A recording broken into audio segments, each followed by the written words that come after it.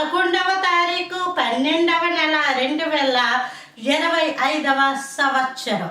మన దేవుడు ఇస్తున్న చక్కటి మాట రాజులు 2వ గ్రంథము 2వ అధ్యాయము 21వ వచనం. ఇది క్రిస్మస్ నెల. క్రిస్మస్ నెల అంటే క్రీస్తు జన్మించిన నెల. దేవుడు చల్లటి పూట లేదా చలికాలం మందు అని రాయబడి ఉంది ఆ దేవుని కృప.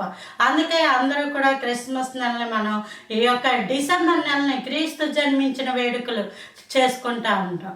ఇక్కడ మనం చదువుకుంటున్న అంశం ఏంటంటే, ఈ నీటిని నేను బాగు చేసి ఉన్నాను గనుక ఇక దీని వలన మరణము కలుగకపోవును.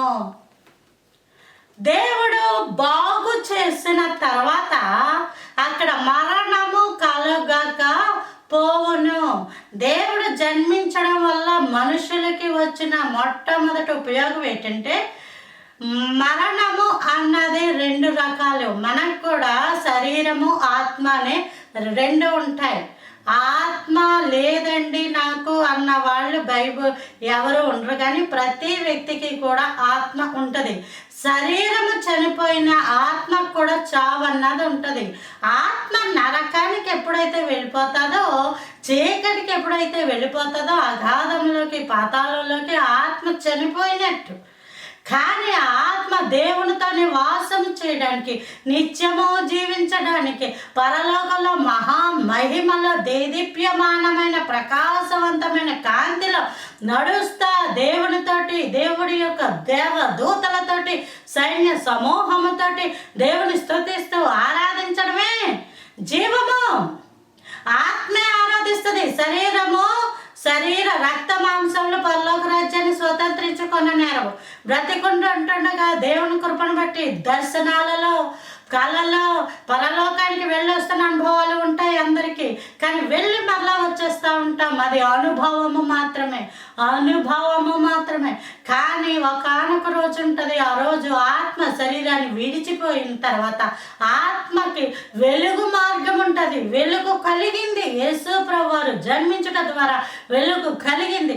ఆ వెలుగు మార్గంలో చక్కగా నడుస్తున్న రాజ్య మార్గంలో ఆత్మ దేవుని యొద్దకు వెళ్ళడమే దేవుడు చేసిన గొప్ప మేలు.